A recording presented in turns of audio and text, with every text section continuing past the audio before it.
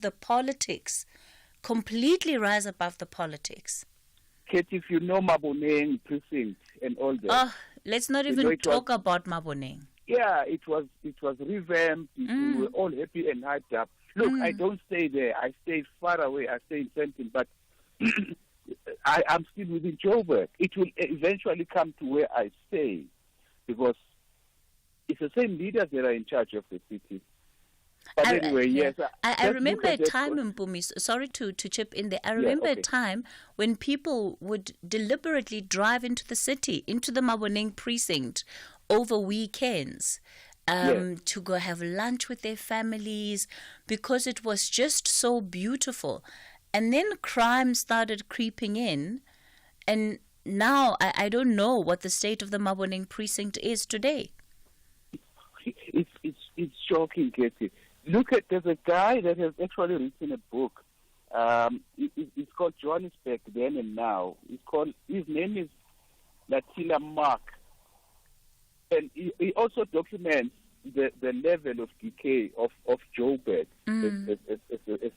as a city and the province. You know, just please look at the Josie versus Josie X account. You'll be shocked. All right. That was my first point. I'm not sure if you have time for me to squeeze in my second point. It's 10 o'clock. It's 10 o'clock. Sorry.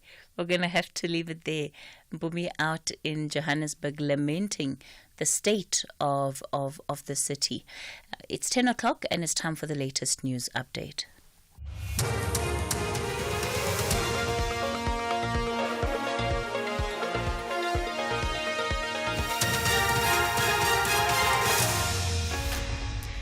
In our top stories, more arrests in Stellenbosch University students' murder and another breakthrough in the Lusikisiki massacre probe.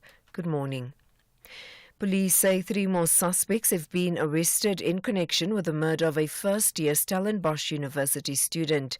The 19-year-old student was robbed and stabbed in the early hours of Wednesday.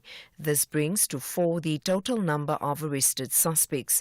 They include a 19-year-old man who was arrested shortly after the murder. Police spokesperson Malcolm Pierce says the 19-year-old suspect is expected to appear in the Stellenbosch Magistrates Court today.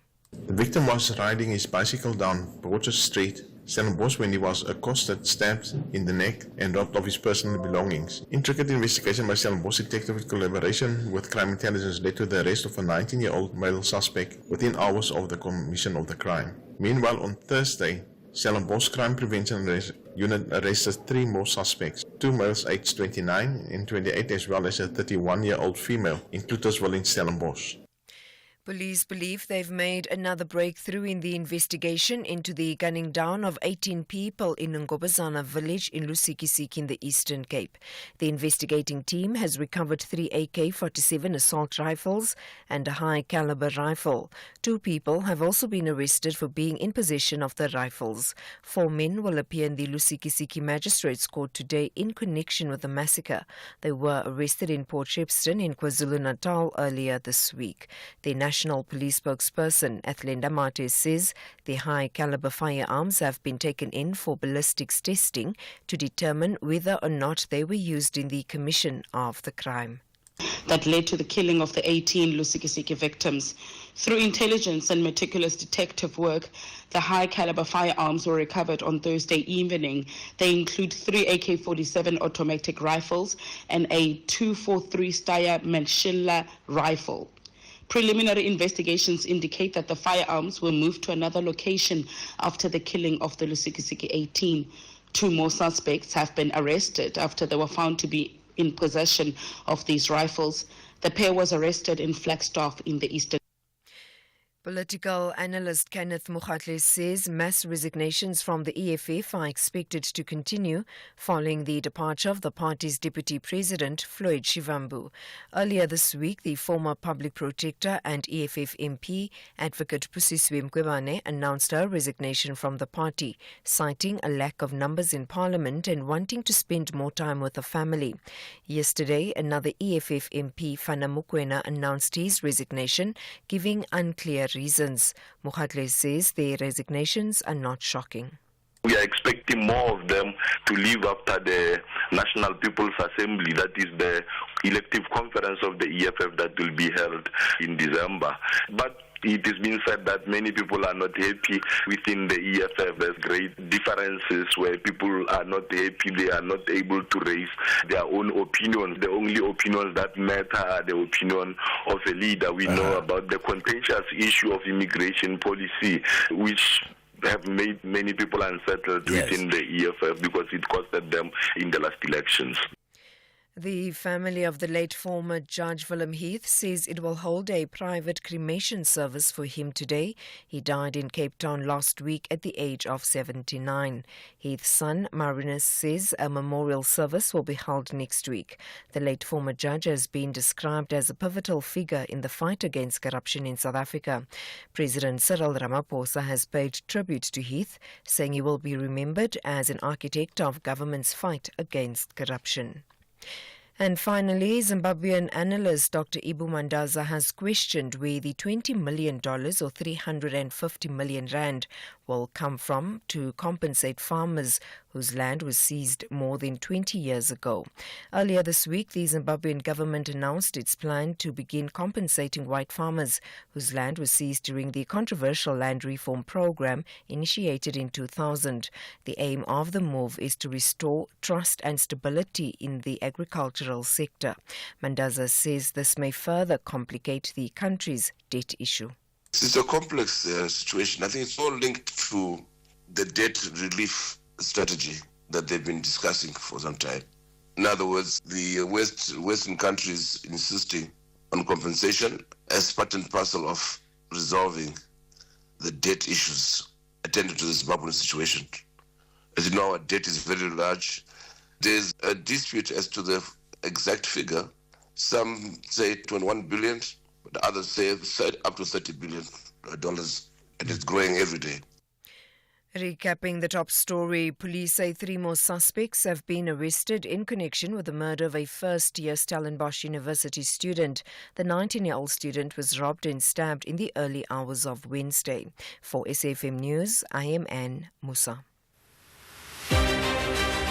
The SAFM University Debate Challenge will be taking over the Western Cape. Join us for the 1-hour debate on This Week Today with Oliver Dixon from 6 to 7 p.m. on Friday, the 25th of October 2024 at the SABC Cape Town M1 Studios, where the University of Cape Town will be taking on the University of the Western Cape in what promises to be a nail-biting debate. The SAFM University Debate Challenge is an independent, non-partisan progressive initiative seeking to develop confident communicators, critical thinkers, and empowered global citizens. RSVP to info@safm.co.za. SAFM, leading the conversations that move us.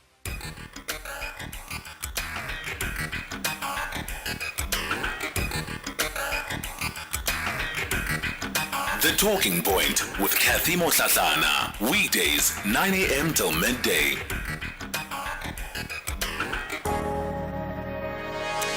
It's 7 after 10 o'clock. Welcome to the second hour of The Talking Point as we lead the conversation on this Friday morning. Coming up in the next hour, we're in conversation with the newly appointed General Secretary of the South African Council of Churches, Reverend Mzwandile Molo. We're going to be looking then at the role of this organization, particularly when it comes to South African society. We know the historic role that it has played, but what are the church's reflections on the state of South Africa today, and what role do organizations like the SACC see themselves playing when it comes to fostering social cohesion, when it comes to fostering stability within our communities? Before we get into that particular conversation, here's some of your WhatsApp voice notes from the open line. Good morning, Sister Cathy. This is Matebola. Yeah, Sister Cathy, it is painful that we see EFF going down every day. Members resigning left and right, and it seems like we will have another UDM in the EFF because it's a one-leader party. and he's the one taking decision and all that. We can see because people are running away from that leadership style of Malema. Good morning, Sister Cathy. This is Cathy Mohlahlana. Morning, Cathy. Why do people keep saying that the people chose the GNU? People didn't choose the GNU. I'm not sure what's going on with this statement, and it's prevalent. No, we didn't choose the GNU. The GNU was just the brainchild of Cyril Ramaphosa and Helen Zille, their own marriage of inconvenience. We have nothing to do with that. Please, people must stop it with this thing. And there's no unity in this thing. These guys are scratching each other's eye out day in and day out. You just mentioned Kwatuguza now. Day is frantic there. Just yesterday it was the Celia Brink issue in Tswane. So there's no unity in this thing, So please, we didn't choose this thing. And clearly they don't know what they're doing themselves. Sian Devin.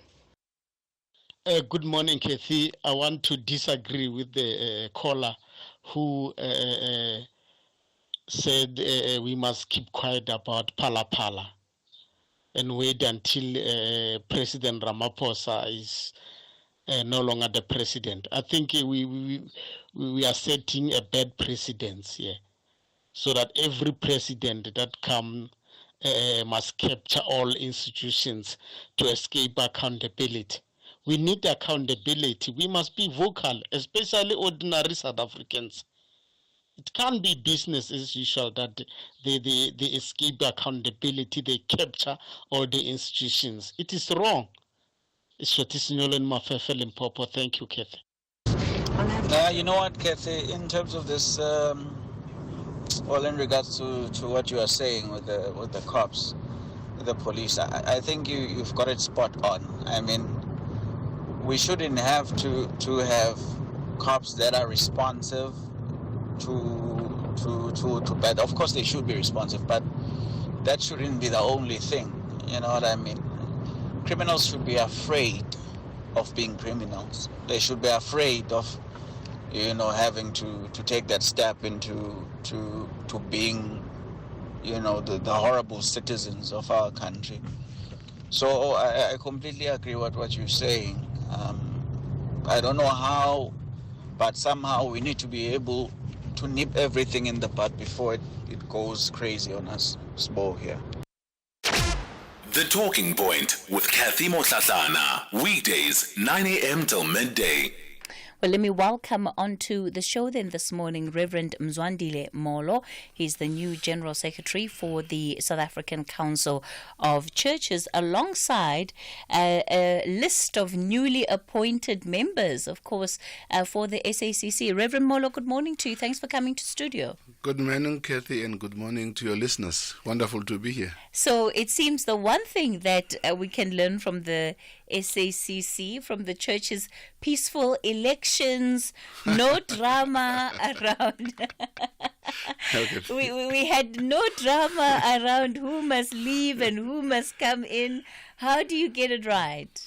No, Cathy, let's be honest a bit. It doesn't mean there's no contestation. People do contest. People who believe that we are all called differently, but it's a matter of management and the confidence that people have in the process that allows us. So we don't come to a conference and everybody says it's going to be that one. No. We are diverse. We create diverse spaces for opinions, and people share their opinions. And after sharing those opinions, then we build consensus. Of course, this means that Archbishop Thabo Makgoba is now no longer the president of the SACC. He, of course, has been replaced by the incoming president, Bishop Stembele Sipuka. Thank you very much, Cathy, for that. Indeed, we, as the SACC, we take great pride in the work and the voice that the SACC was able to do through its president. Past president, that is. Please forgive me, I must still say president because my mind is not yet adjusted. But the past president of the SACC... It's not a reflection of your voting. No, he was not the candidate. I'm teasing. He was not a candidate. The integrity, the prophetic presence that he brought to the council is beyond measure. We give thanks to God for him being part of us at this time. The beauty, though, is he is a church leader, and therefore he is not the president of the SACC, but he still remains a church leader. So as part of church leaders, he is part of the SACC, and then we are grateful for the communion of the Anglican Church who was able to offer him to us. And today we look with great anticipation the ministry of the Bishop Sipuk, Stembele Sipuk, who was from the Catholic Bishops' Conference, and therefore he brings to us also that sense of serenity, that sense of clarity of thought, that sense of commitment to justice, that sense of service, and that sense of being a servant for the people of South Africa, and we look forward for his work. I want to speak about the role of the church in our society today. When we look at the census, of course, you'll have the majority of South Africans who identify as being Christian, and yet we also know that the South African state defines itself as being a secular state. But you do have quite a heavy influence of religion and even of Christianity in our society. Reflect on how the role of the church has played out or over the different administrations of government that we have had, and where you see it today. Cathy, that statement that South Africa is a Christian country in terms of people who claim to be Christian and people who confess the faith is both a source of solace but a source of great critique for the church. Because we have said, as Bishop Mohlahlana normally say, is that if South Africa is Christian, whatever percentage, 70 or 80% that you want to bring it on. So when corruption is part of society, then we must ask the question, what has the church done to deal with that reality? Because in many ways, the church, therefore, is a critical formation of people. Before it is a formation of state, it's a formation of people. And if the church is going to play its part, its primary part is from Sunday school to presidency, from Sunday school to premiership, from Sunday school to mayorship of a city, from Sunday school to CEO of a company. If that person has been part of the Christian faith, what is it that we have done as the faith community to shape that person before we go to institutions? Because institutions are going to perform well only if they are occupied by good people. There are checks and balances in institutions, but as we have learned in our own history, that if those checks and balances are being weakened by who occupies them, then the society then suffers. And therefore part of the primary question to the church that will ask itself is, what is it doing to form the people themselves before they occupy positions? But in terms of the question you're asking around what is the role of the church, we had a wonderful moment at the conference that we had from the 15th to the 17th under the theme. The theme was called, I put before you life or death. Choose life so that you and your children may live. And we reflected on that because that's God's invitation and almost instruction to, if you want to live a life that is going to be life-enhancing, we must, as a country, as a church and a society, deliberately, intentionally tell ourselves we are going to find ways to move away from death-producing activities and words and language. For the church, we therefore spend the first day in reflecting on the role of the SACC itself, because we don't want to speak on behalf of the church in general. There are other people who are not part of SACC. So we reflected a little bit of that. And part of that journey was to reflect through the ministry of the SACC, through many people. And we've discovered that pre-1994, there was a coalition of the moral outrage in what was happening in South Africa. That was easy to bring people together around.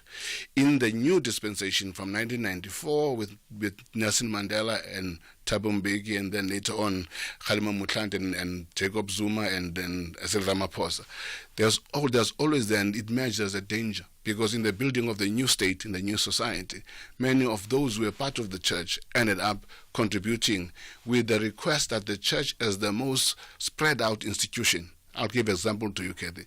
The elections of 1994, because there was no institutions of elections that were running, the church became very important into creating those spaces that allows us then to lay out. So local ministers were being asked to participate, local halls of churches.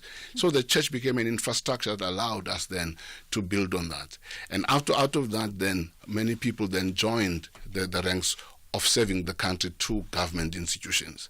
And what we have reflected on 3 days ago was this truth, that in that contribution, we did not reflect on what we in church call the temptations of Caesar or the temptations of Constantine. What does that mean in language of the church?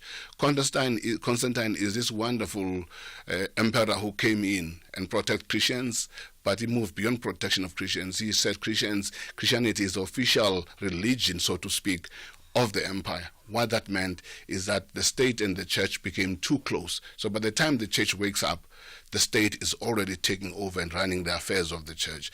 And we said part of the lessons we are learning from that conversation is to say, ultimately, we must make sure that there's a distance between the church and the state, because sometimes we have to speak truth to people that we know, we struggle with, who are friends of ours, who are doing those things that we believe are wrong. And we must then say to ourselves, as the church, our choice is to stand with the marginalized and the poor. So if you steal from the poor, we as the church have to say to you, that's wrong. What do you think has been the core cause of that? This closeness, as you describe it, between the church and the state, and thus resulting in an inability or a reluctance from the church to often call out bad state actors? I always smile when I think about that question, Cathy. I'm not too old, but I'm not too young to have not had at the time where there were comrades of mine, I'm talking about myself now, who I knew went through torture, who I knew would be arrested, who I knew would die, and we all shared secrets. And this comrade would not divulge any secret to anybody.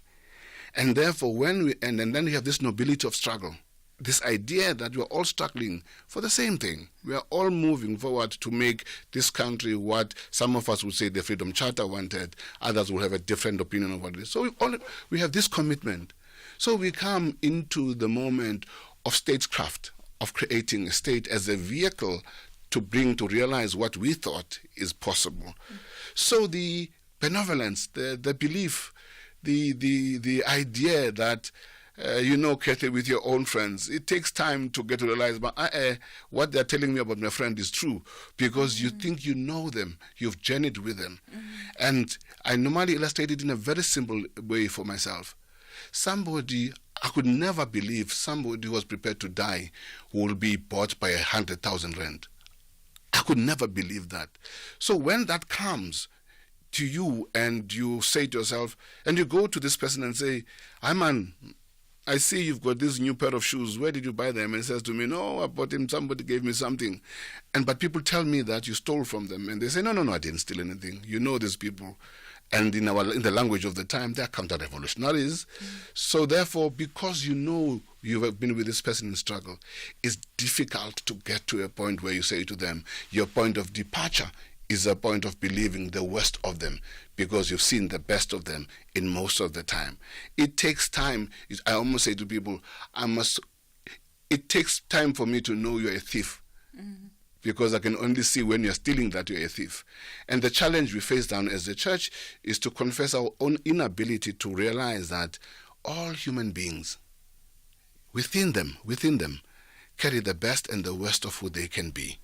And how then do we as the church then allow ourselves to deal with that reality, so that the people that we clap hands for today, we clap hands for them with a great understanding that they are fallible, that they could do something wrong. And therefore the heroism of yesterday cannot be a blank check for what tomorrow might look like. And therefore we as a church have learned that big lesson now to say, even the one who was prepared to die yesterday is not insulated from the corruption of money. And therefore, we now need to leave what we call in the church the hermeneutics of suspicion. What that means is, rather than believing everything you tell me, I must critically look at it, so that when I'm able to deal with it, I'm able to deal with clarity of thought, clarity of information. And that has been the challenge. I'm going to bring in, maybe, you'll tell me if it's a different perspective or not. Because, yes, I understand the relationships and the camaraderie that has been built in crafting this country to be what it is, and the SACC, of course, has been crucial to that. I think it's well documented, and yet in the same breath, one often, if I think back to, in particular, the height of the push to have an individual such as the former President Jacob Zuma out of office. It took a while for the church to begin to be part of those calls, at least boldly so. But by the time that he exited office, it was clear where the church stood. And then, the church sort of went back again into silence, and here and there, maybe 5 months after this outrage over Phala Phala, then you'll see a statement coming from the SACC. And it often strikes me, because one gets the sense that in as much as the church sees and maybe even has a voice, there is a balancing act that seems to be taking place. And maybe even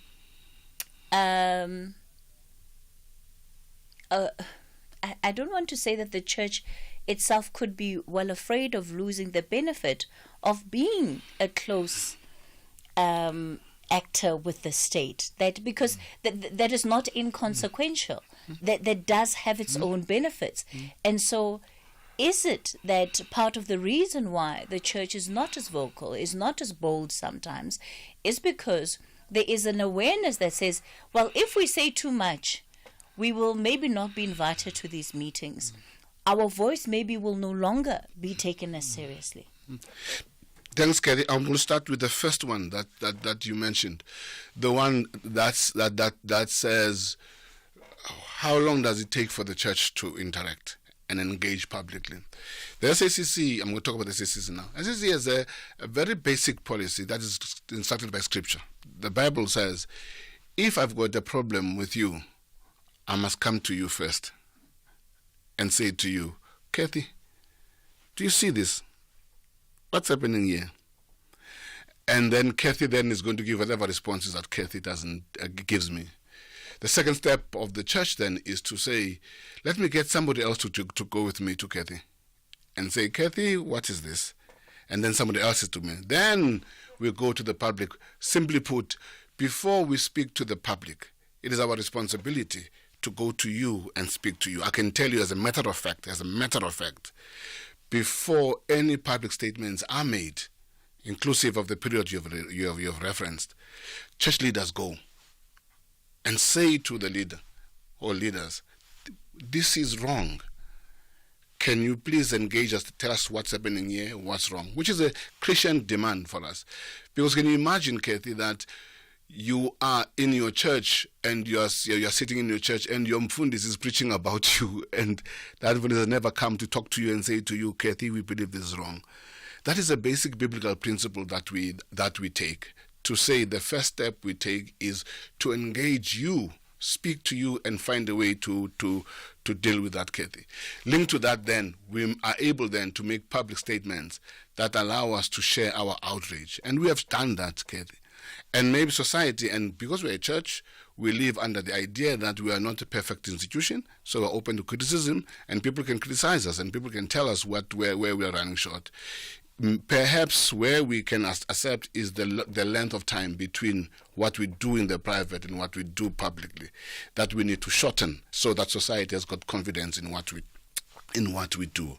But Cathy, I do want to say that for us as the SACC, the responsibility to build South Africa is far, far deeper than simply the challenges of speaking to politicians. It is about our ability as a country to take full responsibility for what we want this country to be like. Because the truth is, in the last little while, we have mortgaged our own agency as the community, as South Africans. And the SACC sees itself at the center of trying to say to South Africans, let us reflect on some of the key questions that are part of our country. And those key questions, according to conference, as we have engaged right now, Cathy, are the issues of economic transformation, Cathy. It is the SACC's view and fundamental view that if we want to transform this country, we cannot live with the reality that 99% of our people are excluded from any economic activity that brings dignity. We have to say to ourselves as a country, we must find answers to those questions. We say as the conference, the issue of healing and reconciliation, Cathy, that South Africa is a fractured society. The wounds of the past have not been given serious attention for them to create a space for us to be a country that is united.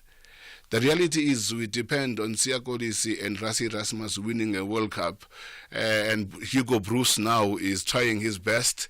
And when they lose, there's a collective depression in the country because we have not found a way to build on values that transcend these moments of victory for the nation in sports into collective activity when we work together as a country to say, this is where we want to go to. Bishop Mpumlwana normally has a wonderful joke. He says, Cathy, you know, when you grow up in your home, there are things you will be told, these things don't happen kamhlahlan. There's nothing that we say is not South African. We just do and whatever else we do, and we believe national reconciliation is important for us as a country, Cathy. So those are kind of things that I can share with you that we were dealing with. All right. Reverend, we're going to continue with the conversation in a moment. I also still want you to come back to part 2 of my question. Okay. The benefit of being close and whether or not at all that becomes a deterrent to the church speaking out. We're in conversation with the newly appointed General Secretary of the South African Council of Churches, Reverend Mzwandile Molo, reflecting then also on the role of this organization and I think more broadly of the church in our society. We'll continue the conversation shortly. I'll of course also be taking your calls. 086 000 2032 is the number to dial. Right now it's 10:30. Your latest news headlines. Thank you very much, Cathy, and a very good morning to you. With the news headlines this hour, ke Modupi Makgalemele. Residents of Zitobeni in Bronkhorstspruit outside Pretoria say they no longer want foreign nationals to operate spaza shops in the township. Police say 3 more suspects have been arrested in connection with the murder of a first-year Stellenbosch University student, and government is appealing to members of the public planning to attend former Cabinet Minister Tito Mbowene's funeral to go to the Ngoangoa Stadium in Tzaneen, Limpopo instead of to the family home. And those are your headlines. A full news update coming up at 11. Taking a look at your markets this morning, the rand is currently trading at 17 rand 58 to the dollar, 22 rand 94 to the pound, and 19 rand 06 to the euro. Markets in Asia were higher at the closing bell. The JSE green across the board in mid-morning trade. Markets in Europe mainly higher this hour. Gold is trading at $2,703. Platinum at $1,007 per ounce. The price of Brent crude oil is at $74.44 a barrel. And we went on a water safari, and Mom spotted a hippo, and it said, There is a place where you can see wonder and the wild, with breathtaking scenery and endless landscapes. Enjoy good food and embrace great taste. And the next day we went to the Reed Dance. I saw the maidens handing over reeds to the mighty Zulu king, and the Zulu warriors chanting, Baye! Explore all this and more in the magical Zulu Kingdom. This message is brought to you by KZN Tourism and Film Authority. If you think you cannot afford a lawyer, think again. Clientele Legal has made professional legal services affordable for you. Whether it's a civil, criminal, or labor-related matter, we have a nationwide panel of attorneys standing by to assist you. SMS SAFM to 32195. That's SAFM to 32195 and we'll call you back. Clientele General is a licensed non-life insurer and an authorized FSP. Standard rates and terms and conditions apply. The Rockets say before the sun sets in Mpumalanga, they will march out of the battlefield with a VIP access to the quarterfinals. However, the Chili Boys are not shaken. They want joy for the Eastern Cape citizens.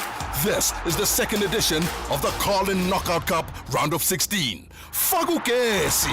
Catch TS Galaxy FC versus Chipa United FC this Sunday, 20 October at 2:30 p.m. Live on SABC1 and SABC radio stations. Also available everywhere for everyone. Always on SABC Plus and SABCSport.com. Proudly brought to you by SABC Sport. For the love of the game.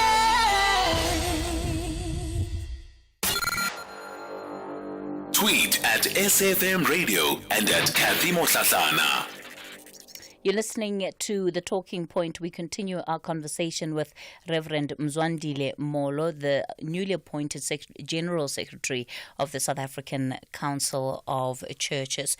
So, Reverend Molo, I want to take you back again to the question I had raised around the church potentially being afraid of losing the benefit of being close to the state, which is why one always gets the sense of extreme caution. We don't want to step on anybody's toes. Yes, we want to speak up, but we don't want to upset to the point where we're not invited to big gatherings. We don't speak before the president. Yeah, I imagine those things matter and they play a role. Thanks, Cathy. I'm smiling because, Cathy, the truth is that nobody, including the church, is immune to the trappings of power. Nobody. And therefore, our starting point as Christians is our own vulnerability. That's why we start by saying, if you say you have no sin, because we know that we are vulnerable. So there's no debate for us in whether the trappings of power are part of the reality. And in many spaces, whether at local level, sometimes at provincial level, many of our leaders have been caught into that trap. And then indeed it's become difficult for them to get a space where they speak courageously and risk sometimes not even risking the leader. It is is afraid of the followers of the leader, because the leader might unleash the followers on you, and therefore trying to find necessary courage to speak in those moments. So I'm not going to stand here and say, Cathy, we are not susceptible to that, and perhaps in many cases we have. But the SACC that I want to talk about right now is to say to you, in the last elections, for example, we made a big plea to our church leaders to say, one, during the election period, do not allow any political leader to use your space. Because if you do that, you are not only alienating yourself in the perceptions of society, but alienating yourself from the people on the pews. Because we presume in the pews all political persuasions are reflected. Secondly, the SACC has taken a decision long time ago not to attend, especially party political events. You will not see the General Secretary of the SACC attending January 8, attending DA thing or whatever. And we do get those invites. And we politely say to people, sorry, by the nature of what we do, we cannot be seen in these spaces. Thirdly, as the SACC, we say, when we are going to engage government in spaces where government is going to take the lead, we want to make sure that we are engaging the institution of state rather than the personalities that represent those institutions, because the gap between those personalities and the institutions become dangerous. And part of that, Cathy, was to try to say to ourselves, the more we are distant from these spaces of power, money, and by the way, inclusive of private money, that we want to make sure that we are not too close to private money to a point whereby we are unable then to be the voice that needs to be heard, because there's also a voice to private money. There's a voice to those in our country who've got billions of rands, who are not investing in ways that create jobs, who are hoarding their money, and they're just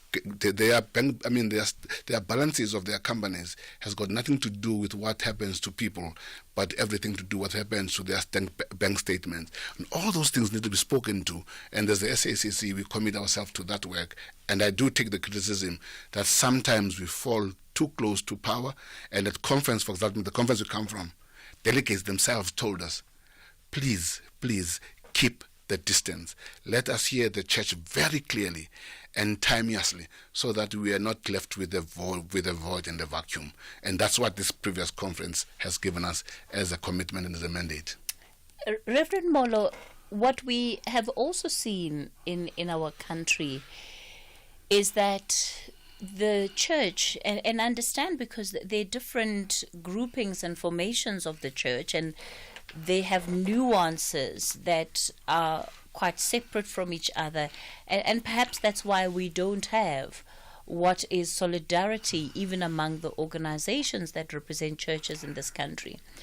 But what that has also done is that you have individuals that will put up churches, they mushroom all over the place and take advantage of South Africans, lie to South Africans, lie about, what the word of God is, what is in the Bible, etc. But we don't see the church calling other people out when they're deliberately misleading people. Why does that not happen?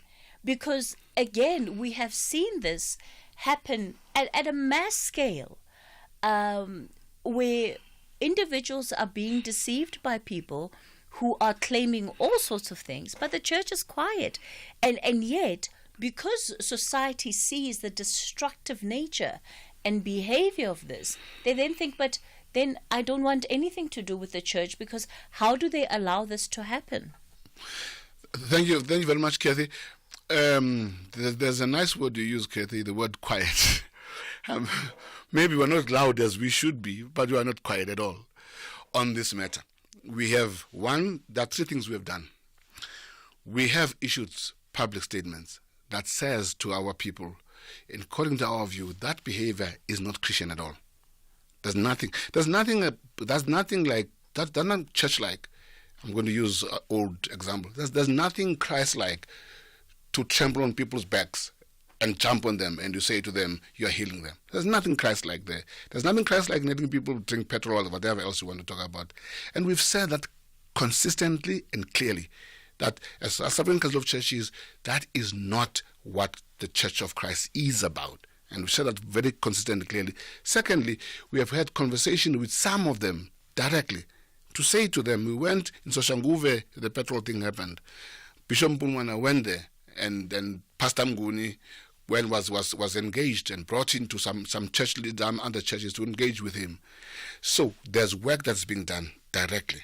The second thing we are saying, there's a need for us as a society and as Christians to teach our people to make the best judgments around what it is to be a Christian for themselves. Let me tell you why that's important, Kathy. Because our constitutional reality says there's a freedom of association. People meet under the tree, and for the reason why they meet under the tree is their own reason. So when people meet and say we form a church, we can't, as the SACCs, because we are not a statutory body, we can't then go and say close that church down, because we don't have the power to do that, nor do we seek for that power to do so.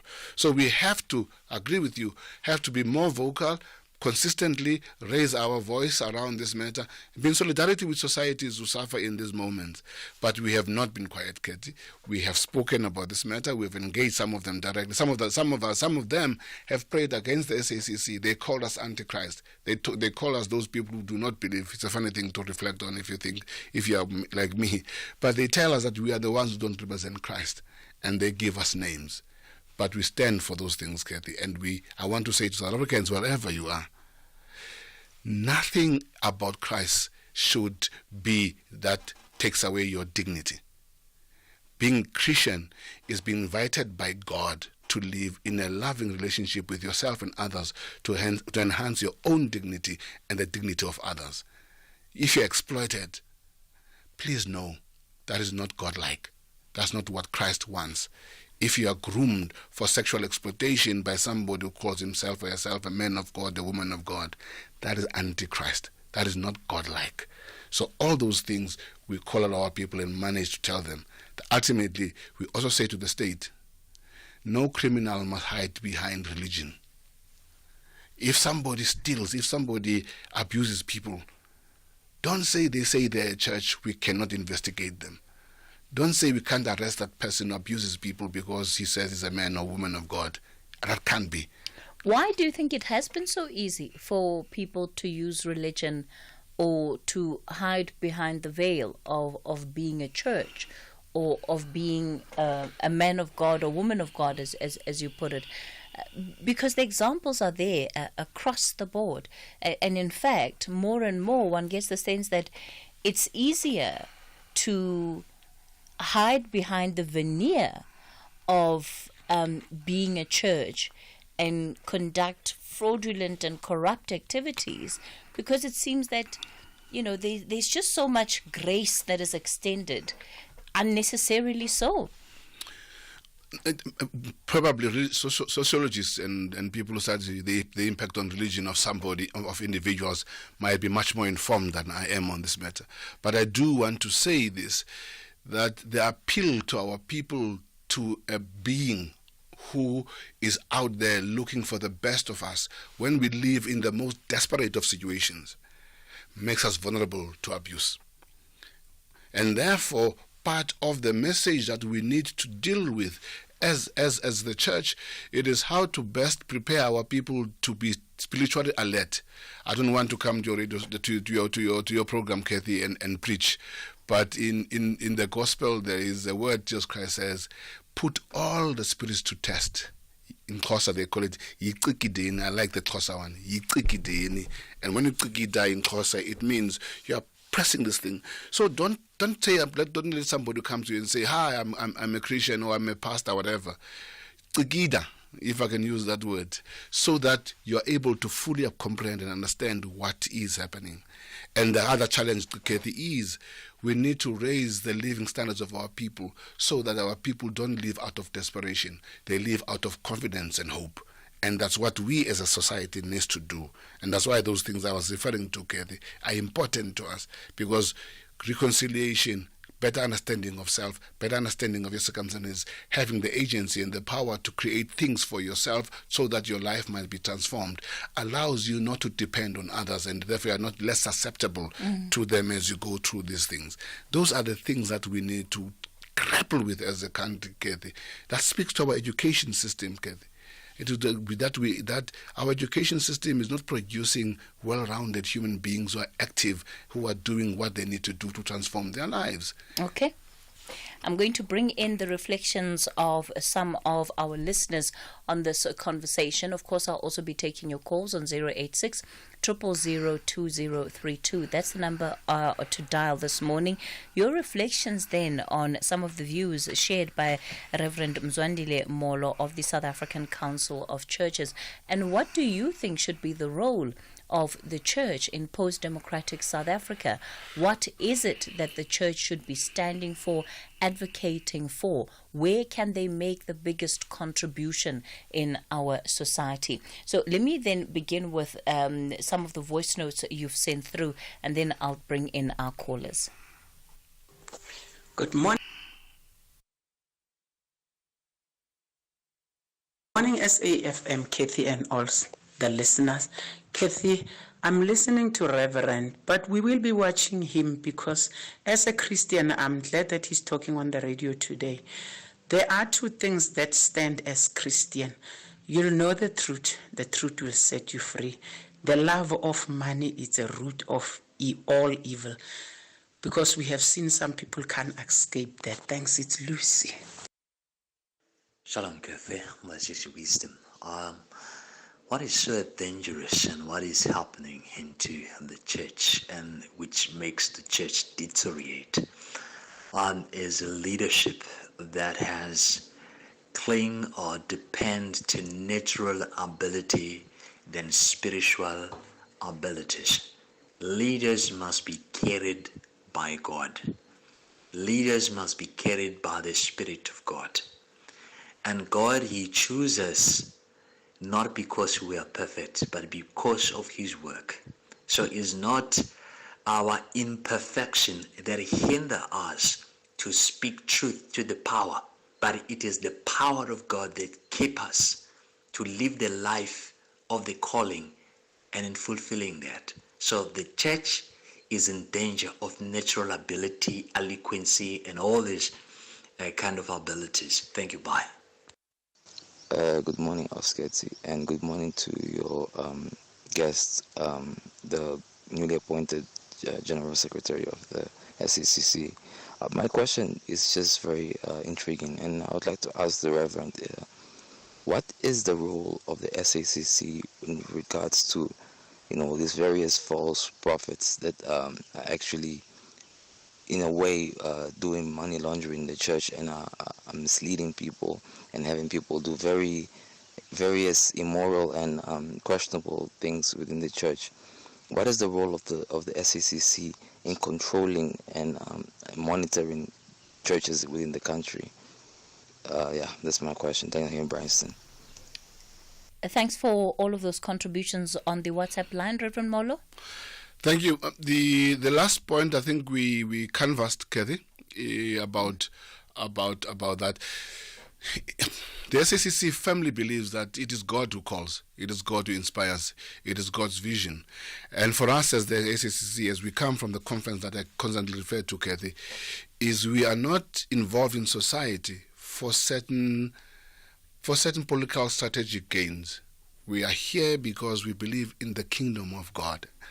And by that we mean a space where justice, solidarity, transparency, accountability, responsiveness, where the weak in society have a voice and allow them to stand on their own, to proclaim their own agency into transforming their lives. Because for us as the SACC, we believe that at best South Africa is when it lives in solidarity with one another in the transformation agenda of what this country should be. Our belief as the SACC is that there is a South Africa we can all work for. And underneath that structural South Africa, we believe there are values that we need to build on. The values of mutuality, the values of respect, the values, Cathy, that says to you and I might come from Maharishan, but have the same value as a child born in Senton, in Sandhurst. And that has consequences, because I don't speak only about saying the words. It's got consequences to the opportunities that I get. It's got consequences to the health access that I will have. It's got consequences to the kind of education that we must aspire for me to get. Because I can only reach my potential when I'm able then to get the right space for me to become who I am. And as the SACC then says, for South Africans, as we build this country together, we will criticize those who abuse our power. We will speak courageously. Let me tell to the person who says they are going to watch us from now on, the truth is that's what we are supposed to do. Don't only watch the politicians, watch us as the church. We speak courageously to them. We speak courageously to private sector. We speak courageously to society itself. One of the things, Cathy, we are concerned about for the coming year is the issue of crime. That South Africans are living in prisons in their own homes because crime is so high. The children, the story headlines about children who are eating keep, and there's no sense of control over that. The crime, the mass murders that are taking place all over the country. All those things are things that we believe as SACC, South Africa must come together on. All right. Reverend Molo, we'll continue the conversation in a moment. I'll also be taking your calls. 086 000 2032 is the number to dial. Denzel and Kimberly, we'll kick it off with you. The Red Devils are well aware that the only way to find the path to the top is to ensure they triumph against Bradford. And so close from Casemiro. However, the visitors are confident that the Bees will be all over at Old Trafford. West Ham struggling to get out of Bumo. They've done it again. Another goal inside the opening minute. How do they keep doing it? This is the Premier League. Do not miss out on thrilling action between Manchester United FC and Brentford FC on Saturday, 19 October at 3:30 p.m. live on SABC3. Also available everywhere for everyone, always on SABC Plus and SABCSport.com. Proudly brought to you by SABC Sport. For the love of the game. You could win big when you play Powerball and Powerball Plus for 65 million rand in total estimated jackpots this Friday. Don't delay. Play Powerball for an estimated 9 million rand and Powerball Plus for an estimated 56 million rand today. Buy your tickets now in store on nationallottery.co.za, the mobile app, cell phone banking, or simply dial *120*7529# for USSD. Panda, Pusha, play. Players must be 18 years old to play responsibly. E2 is the proud operator of the National Lottery. South African Airways is expanding in the DRC. We now offer direct flights from Johannesburg to Lubumbashi, the heart of the DRC's mining hub. Our convenient arrival time allows seamless connections to key regions like Ndola and the Copper Belt, opening up new growth opportunities. Traders can benefit from our generous baggage allowance, while SAA's superior aircraft belly capacity ensures your cargo reaches most parts of Congo on the same day. Book now at flysaa.com or contact your travel agent. South African Airways, connecting Africa to the world, one flight at a time. The Rockets say before the sun sets in Mpumalanga, they will march out of the battlefield with a VIP access to the quarterfinals. However, the Chili Boys are not shaken. They want joy for the Eastern Cape citizens. This is the second edition of the Carlin Knockout Cup Round of 16. Fagukesi! Cax TS Galaxy FC versus Chipa United FC this Sunday, 20 October at 2:30 p.m. Live on SABC1 and SABC radio stations. Also available everywhere for everyone, always on SABC Plus and SABCSport.com. Proudly brought to you by SABC Sport. For the love of the game. The Talking Point with Cathy Mohlahlana. Weekdays, 9 a.m. till midday. All right, we're continuing the conversation on the talking point. I'm going to ask our listeners, please keep it as short as possible. We do have quite a number of you that want to contribute to the conversation. Denzel in Kimberley, good morning. Good morning, Cathy. Good morning, Umfundis. Umfundis, fake pastors infiltrate this Christianity because there's a void, there's a vacuum. Because you, as pastors, as reverends, I don't know why you still call yourself reverends or pastors, because you are not doing what you're supposed to do. First things first, they have infiltrated this because there's a vacuum. People are not going to church anymore. They are following this fake pastors. Secondly, if it wasn't for gospel, they would have made even more money. If it wasn't for gospel music, because we are not going to church, we will rather listen to gospel music than listen to you guys preaching. Thirdly, when Jesus Christ died, Jesus Christ died. His death was a bridge between us and God. The bridge still exists, Mfundis. Now I hope and pray someone else will come in that can guide us Christians over that bridge, because you are not doing what you're supposed to do. Okay, So Denzel. Thank you, Cathy. Sorry, Denzel, I've got a couple of more listeners. I'll give you a chance to respond at the end, Reverend. Dr. Mtembu, good morning. Hi, good morning. Good morning, Cathy, and to the Reverend.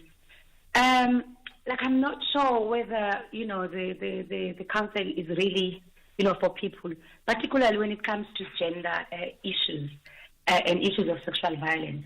I mean, first, there is an epidemic of priests raping young boys, right, in the country and globally. And we have not seen them come out of those issues, shaming the priest, going to court, and publicly talking about those particular issues. I mean, the council is one of the lobby organizations. They have funds, they have lobby office in parliament. They are pushing back on abortion, but admit that there is sexual, violence of young girls. They're pushing back on Bella and pushing back on women's rights. So for me, yeah, and I mean, obviously not speaking on women's rights that they should be speaking to. So for me, I'm really, yeah. Oh, yeah. And the last one, They praise the Constitution when it suits them, but they have not subjected the Bible to the constitutional master, so that they pin out misogynistic things that are in the Bible and others, and say, as South Africa, we're blocking these particular verses and books because they are against our Constitution. All right. Thank you, Dr. Mtembu. Dr. Chetty, you're in Durban. Good morning. Morning, Cathy. Always nice to hear your voice, and hi to your guest. Cathy, my question to the SACC is this. When is there going to be any regulation of issuing doctorates and professorships to just about anybody? I was also offered one, and I asked the gentleman who represents the SACC, why would you want to give me that? Because I've already got an academic doctorate. He says, because I see you everywhere in the pastors' fellowships and I hear your heartbeat. We want to give it to you. I said, no, I've got an academic doctorate, so why would I want an honorary? And then he says, okay, we'll give you a professorship.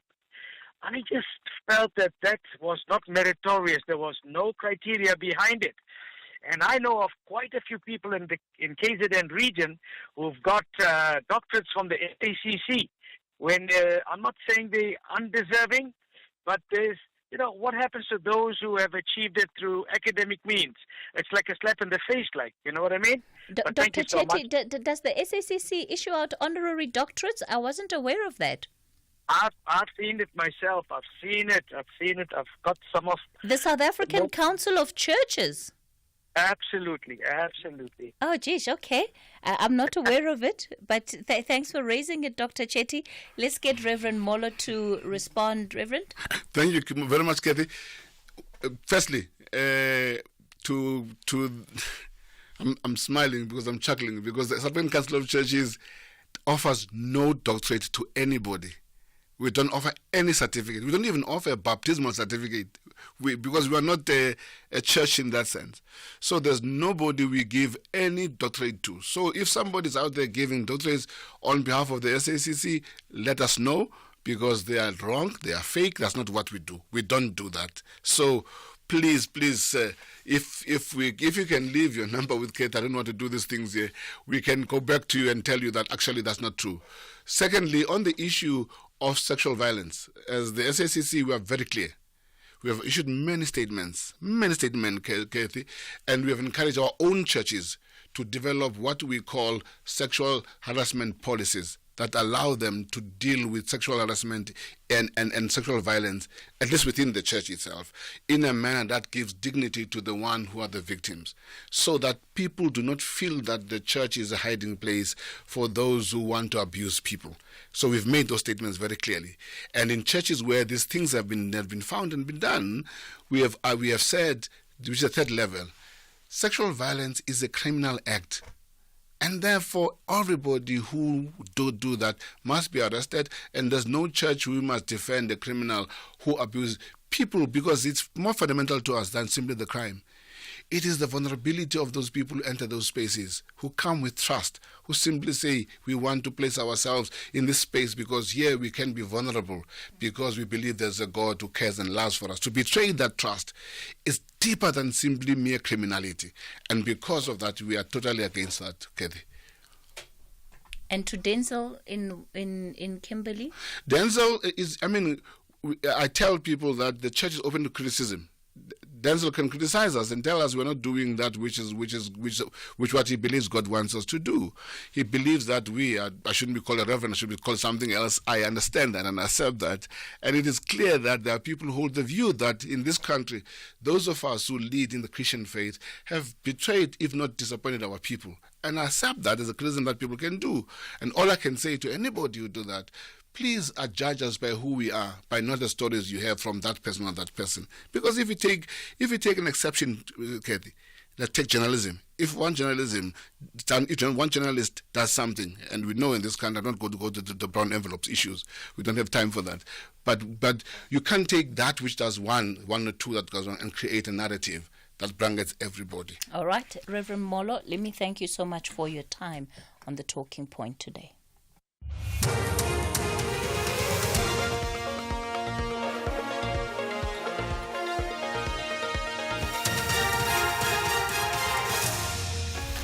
top stories this hour. Bronkhorstspruit residents demand foreign-owned spaza shops closed and more arrests in the varsity students' murder.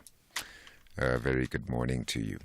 Residents of Zitobeni in Bronkhorstspruit outside Pretoria say they no longer want foreign nationals to operate spaza shops in the township. This after 21 learners from Mshuluzani Maisela Primary fell ill yesterday following their alleged consumption of snacks brought from street vendors outside the school. After the incident, outraged community members went from shop to shop removing snacks before setting them alight. All foreign-owned shops have since been shut down in the area. Community member Sihle Nkosi says they want locals to take over the spaza shops.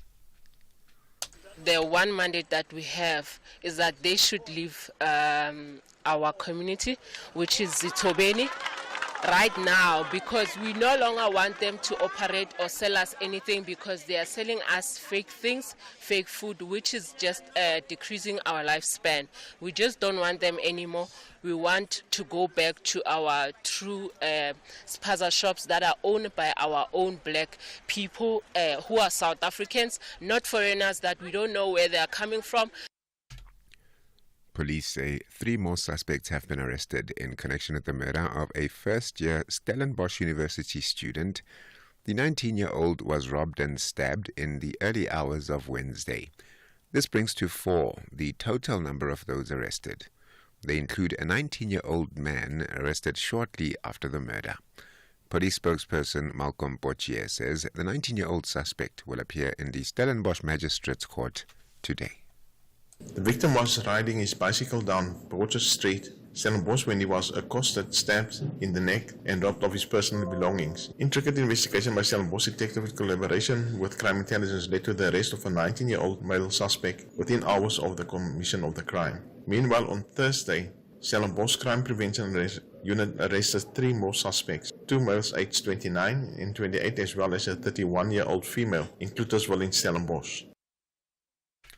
Police say there have been instances in which one firearm is linked to 35 murders. It was part of a panel at a seminar organized by the Institute for Security Studies in Pretoria. The aim of the seminar was to discuss the prevalence of gun-related crimes and how police can be empowered to respond to them. This is in light of the gunning down of 18 people at a village in Lusikisiki in the Eastern Cape and 7 others in Orange Farm and Gauteng. There are rising concerns that the proliferation of firearms is contributing to the country's high murder rate. The police's Norman Sikukune says one firearm can also be used across various provinces.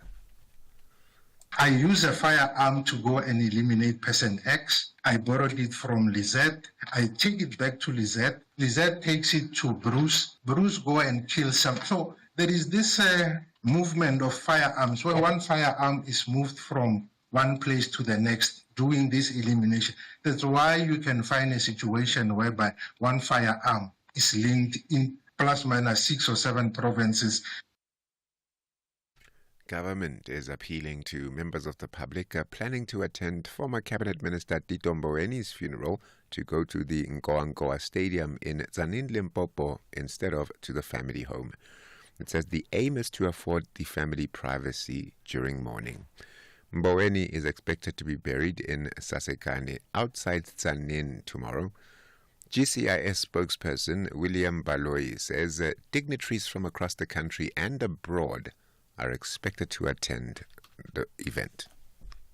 I can confirm that also the former President Mbeki will be there, the Deputy President Mashatile, but also there are people that have already indicated from the continent and out of the continent that they will want to come. So given that they will still have to fly to come in, so we'll be able to have all the clear numbers, I think, by late in the afternoon once they are here. But one thing for sure is that we would have both local dignitaries and also in the continent.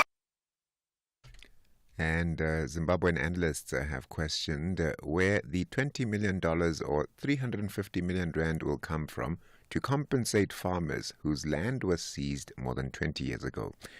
Earlier this week, the Zimbabwean government announced its plan to begin compensating white farmers whose land was seized during the controversial land reform program initiated in the year 2000. The aim of the move is to restore trust and stability in the agricultural sector.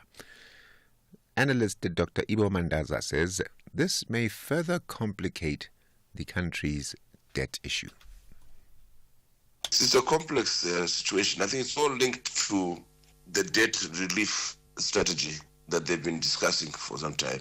In other words, the Western countries insisting on compensation as part and parcel of resolving the debt issues attendant to the Zimbabwean situation. As you know, our debt is very large. There's a dispute as to the exact figure. Some say 21 billion, but others say up to $30 billion, and it's growing every day. The top story: residents of Zitobeni in Bronkhorstspruit outside Pretoria say they no longer want foreign nationals to operate spaza shops in the township. For SAFM News, Kemudupi Makhalemele. Here, there, and everywhere. SAFM 104.3 FM in Rustenburg. The Friday Wind Down. Kick off your weekend the right way.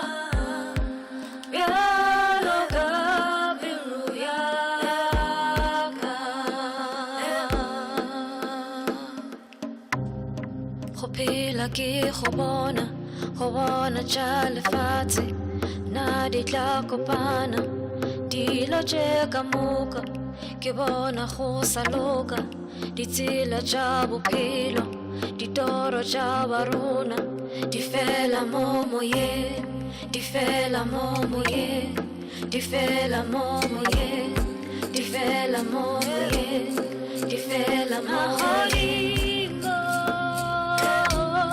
Adlaje kamaru abula Bialo kapilu yaka Mahodimo Adlaje kamaru abula Bialo kapilu yaka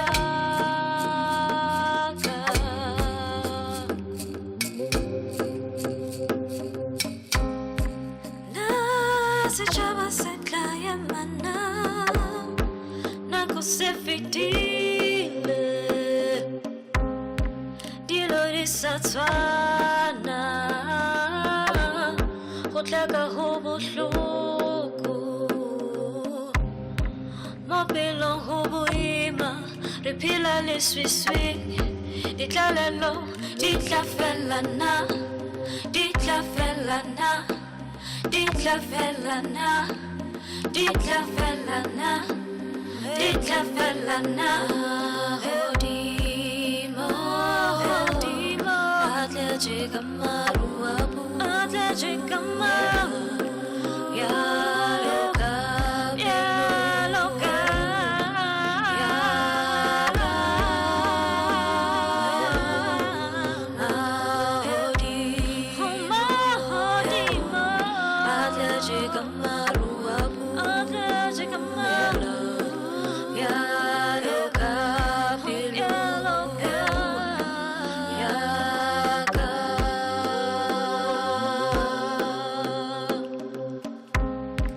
Dinako pula yana ineswa ke boima bja lefatshe maru masepelago a hwetša dikatana lokolla maru ngwana mma pula ke matlhagonolo a badimo le tša moropana rekwe mmino bina ngwana mma motšatši bina puleng hlapa dikeledi mahlo a lebelele dinaledi boyo bja gago ba go bitša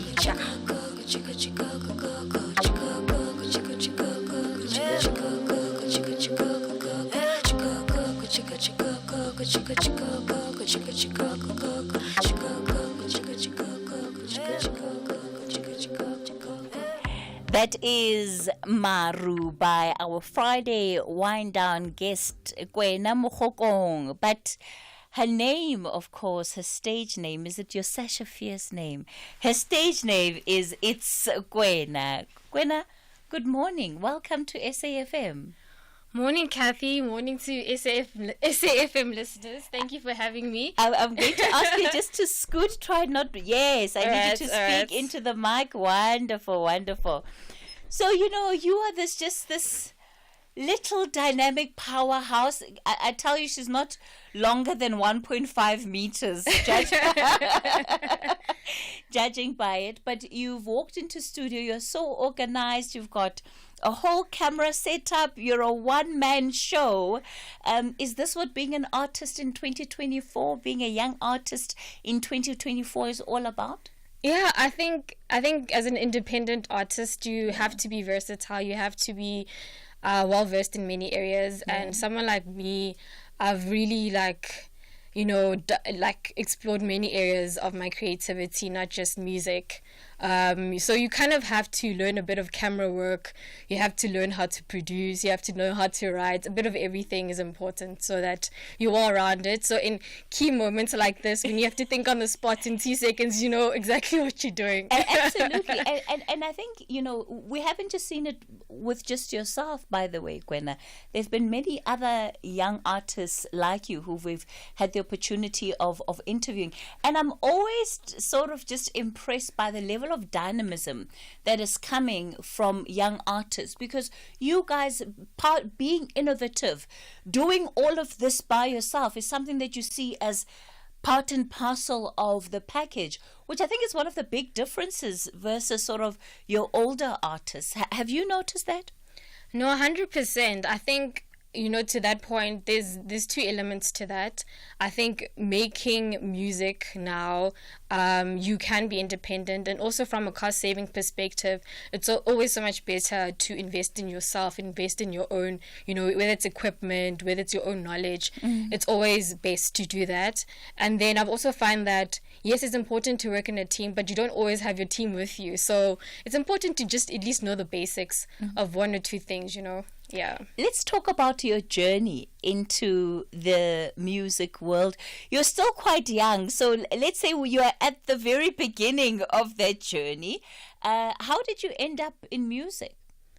Sure. I think the problem with me, what I do is that I'll start a hobby and the next thing it's like a whole career.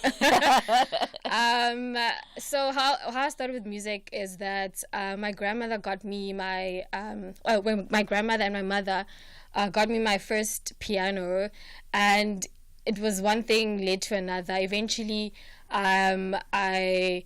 I wanted to just go deeper into it while I was, you know, still in high school, then went on to varsity, studied accounting, but somehow found my way back into music later on in my career. So it's just it's just been that journey of like wanting to pursue music as a professional, or on a more professional basis. Was there tussle in varsity when you were doing accounting? Was there this wrestling that, should I still be doing this?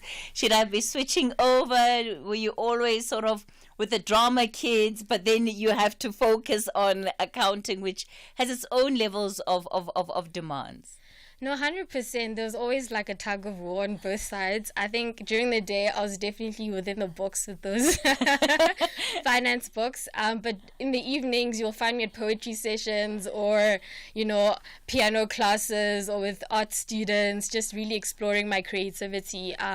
So it's always been like me living in two different worlds. And now I'm finding myself, in a world where I'm able to merge those two worlds, my creativity and my business mindset as well. At which point does the split happen? Because again, if you're coming out of varsity and there's accounting, everybody knows that, if you really want to make money in longevity, accounting is the way to go. Yes, the creative arts can also be quite lucrative, but it's more of a gamble. And nobody really wants to find themselves in the middle of the gamble. So at which point, for you anyway, did you decide, actually, I am going to follow my passion, I'm going to follow my heart, and I fully believe that this is the direction that I want to go in? I think that path of accounting and finance taught me a lot of things that I need now, that I use now, which is resilience and being able to commit and finish tasks and, be professional in certain environments. So that is not a lost thing. So it's very important to me. And the music side of me is, I guess, I just at some point felt like I needed more, and the music fulfills certain parts of me that I needed. And I think being a person who's multi-talented, I wanted to explore all parts of me. You really are multi-talented, right? You've got right brain and left brain working to be able to do finances and explore the creative arts. 100%. So I think we shouldn't limit ourselves in terms of exploring all that we are as people. And so I've allowed myself to explore all areas. Where it leads me to, I have no idea, but I'm charting my own path. So how did the conversation with the parents go? I can already see that the family would have been very happy when you said, I'm studying accounting. And the thing with the accountants is that if they pass just year one, that there is hope. When they pass year two, then the parents are already planning the graduation ceremony. So now, to be able to come back and say, you've seen me walk the journey, but in today's terms, they would say, I want to pivot. If they want to put it in nice language, I'm pivoting, parents. Please understand where I am. Of course, when you're at home, nobody quite takes it as a pivoting. You have to explain why this decision, and most importantly, why must you be supported? Why must you be taken seriously with these endeavors and hobbies of yours? No, I hear you, and it's a valid point, and I think it's a concern of most parents out there. I think my parents were quite fluid and quite open to my... Listen to that. Quite fluid. She must be Gen Z. Are you Gen X or Gen Z? To my choices, and I think ultimately... Ultimately, it's about my happiness, and I think nobody wins if I'm miserable or unhappy. I think I would have. The gift of sharing my gift with the world and music, and my talents with the world is something that everybody would have missed had I not shared it. And it's not just for me and exploring myself. The opportunity to connect with so many people that I've managed to connect with so far, I would have lost that, and they would have lost the opportunity to get to know other parts of me too. So they were quite open. I think also they had comfort that, she actually finished, so let's let this person be, Yeah. There's just, I'm listening to you speak, and there's a clarity about what it is this journey offers you, but also the potential of what it offers to everybody else that will consume your music and the impact that you would want that to have on them. Have you been intentional about every step? Have you had to sort of be clear with yourself about what you want to achieve as an artist and as a creative more broadly? No, 100%. I don't think you don't make such a big transition without thinking about it very clearly. Oh, trust me. You don't make such a decision without thinking about it very clearly.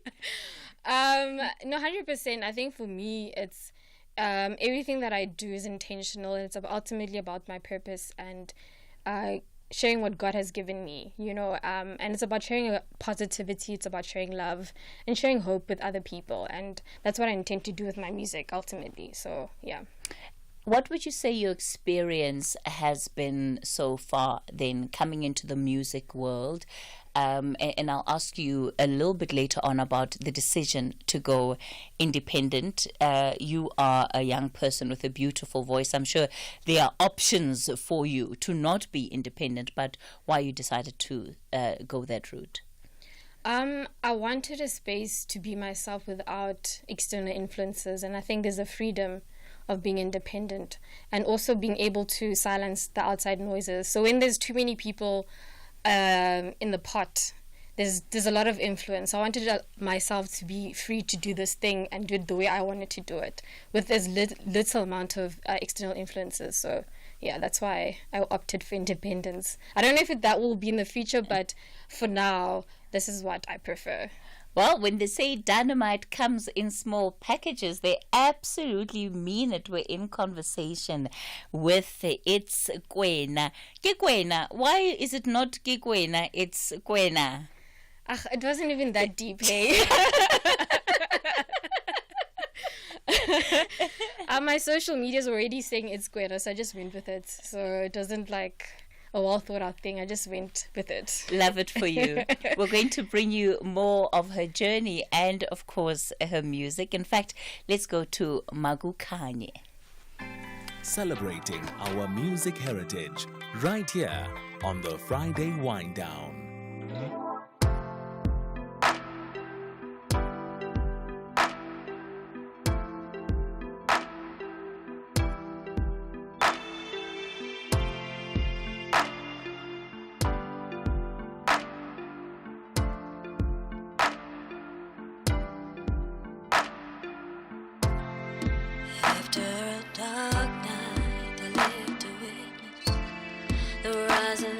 The sun each day I spend with you. I live to witness the rising of the sun each day I spend with you.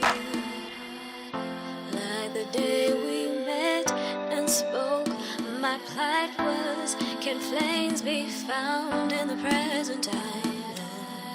A spark of light so bright it cannot hide, like a fire comes alive. And so I say, Magukanye, Magukanye, Magukanye, let there be light. Magukanye, Magukanye, Magukanye, let there be light. Magukanye, Magukanye, Magukanye, let there be light. Magukanye, Magukanye, Magukanye, let there be light. Is it my love for fire or the smell of smoke? The burning of the past and starting something new that gets me excited every time I see you. The smile that it brings, I can't help but sing. Magukanye, Magukanye, Magukanye, let there be light. Magukanye, Magukanye, Magukanye, let there be light. Magukanye, Magukanye, Magukanye, let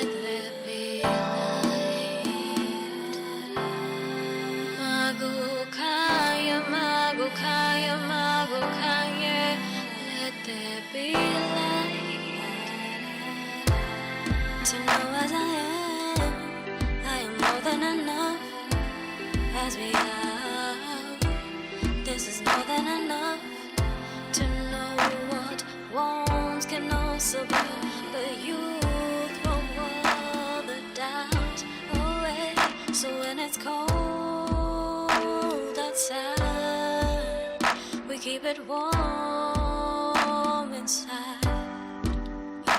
Let love shine on, let love shine on and on and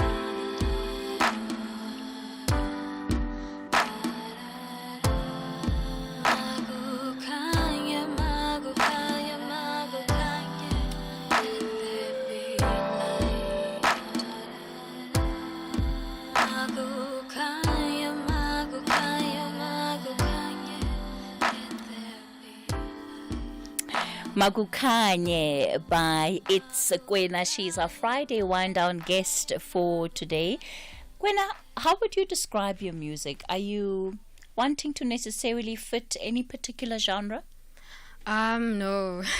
I was very intentional about not choosing a genre of music. I just allowed myself to play in the studio and just create what I wanted to create. So I produced the album myself. So you produced the album yourself? Yes. Okay, so your creative gene runs really deep. Eh? Yeah. So yeah, I just allowed myself to play, and I just explored just my creativity in terms of all the music influences that I have, whether it's jazz, house music, hip hop, all the music that I enjoy listening to, and I let that I guess influence what I would call the Kwena sound, you know? Yeah. And who are these people that are on your playlist from across those genres? Now, Sure. I'm curious about it now. There's so many. I mean, there's like... Okay, top of the list, your go-to, the ones you don't even have to think about. Sure, I love Layla Hathaway. I love Jill Scott. She was just here not so long ago. So you were one of the people who had DSTV Delicious. Of course. And then I love a good Thandiswa Mazwai. I definitely love Zoe Madiga. There's so many. Under Pressure. Look, the one thing I'll say is that all of the people you've mentioned so far are really incredible women or female artists, you know. So that obviously is a big tick in terms of, and I see a lot of them are also quite local too. No, 100%. I'm definitely like inspired by their work, and they've done amazing work. So and their gifts are speak for themselves. So. It's Kwena is our Friday wind down guest. We'll continue the conversation with her in a moment. For now, it's 11:30. Time for your latest news headlines. A very good morning to you with the news headlines at 11:30. Ke Modupi Makhalemele. The Africa Diaspora Forum ADF has expressed concern about tensions between South African and foreign business owners. Police say there have been instances in which one firearm is linked to 35 murders, and the government is appealing to members of the public planning to attend former Cabinet Minister Tito Mbowene's funeral to go to the Ngoangoa Stadium in Tsanin, Limpopo, instead of to the family home. And those are your headlines. A full news update, 12 o'clock. You could win big when you play Powerball and Powerball Plus for 65 million rand in total estimated jackpots this Friday. Don't delay. Play Powerball for an estimated 9 million rand and Powerball Plus for an estimated 56 million rand today. Buy your tickets now in store on nationallottery.co.za, the mobile app, cell phone banking, or simply dial *120*7529# for USSD. Panda, Pusha, play. Players must be 18 years old to play responsibly. eTuba is the proud operator of the National Lottery. If you think you cannot afford a lawyer, think again. Clientele Legal has made professional legal services affordable for you. Whether it's a civil, criminal, or labor-related matter, we have a nationwide panel of attorneys standing by to assist you. SMS SAFM to 32195. That's SAFM to 32195 and we'll call you back. Clientele General is a licensed non-life insurer and an authorized FSP. Standard rates and terms and conditions apply. The Red Devils are well aware that the only way to find the path to the top is to ensure they triumph against Brentford. And so close from Casemiro. However, the visitors are confident that the Bees will be all over at Old Trafford. West Ham struggling to get out of Bumo. They've done it again. Another goal inside the opening minute. How do they keep doing it? This is the Premier League. Do not miss out on thrilling action between Manchester United FC and Brentford FC on Saturday, 19 October at 3:30 p.m. live on SABC3. Also available everywhere for everyone, always on SABC Plus and SABCSport.com. Proudly brought to you by SABC Sport. For the love of the game. Celebrating our music heritage right here on the Friday Wind Down. We continue the talking point. We continue the show rather on the talking point. It is the Friday Wind Down. Kwena Mohokong. It's Kwena is our Friday Wind Down guest, an artist that charted a path out of the finance world and into the creative. And as you hear, she's gone quite deep into it, right? Producing for herself. She does the video. Okay, what don't you do at this point is the question we must be asking.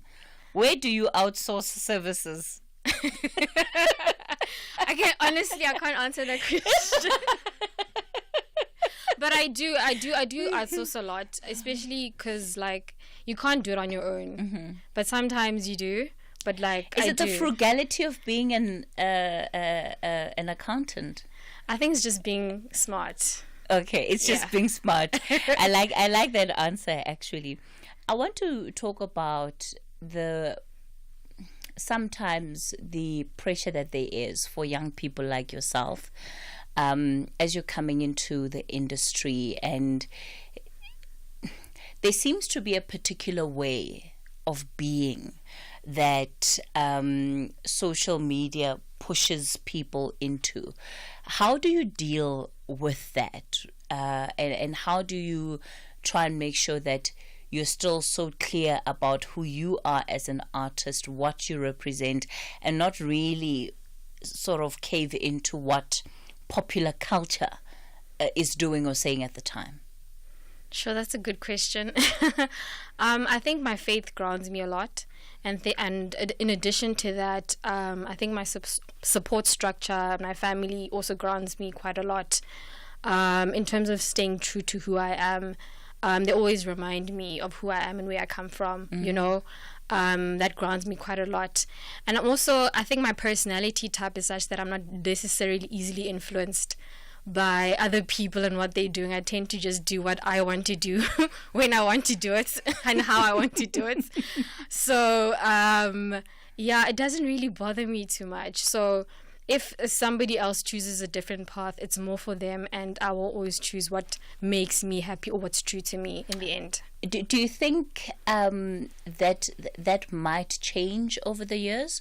So if I talk about some of the artists, particularly the older artists that we've had on, when they start their careers, they're so clear about what they want and who they want to be, and then after a while there's a sense of doesn't really look like it's working for me, so let me just go with what everybody's doing.